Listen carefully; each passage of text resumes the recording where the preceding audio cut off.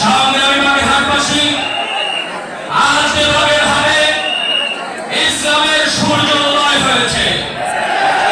দীর্ঘ 16 বছর বাংলাদেশের তাওহীদি জনতাকে বাকরুদ্ধ করে স্বৈরা শাসক প্রথা বানায় রেখেছিল।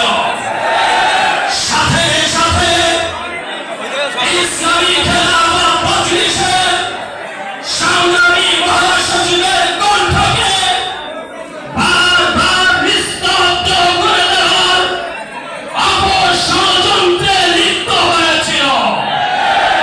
আমার খোদার পক্ষ থেকে মাত্র 30 মিনিটের ব্যবধানে গোটা উপমহাদেশের মধ্যে খুনি হাসিনার একটা সমর্থক সদস্য পর্যন্ত হত্যা করে খাবার খুঁজে পাওয়া যায় না।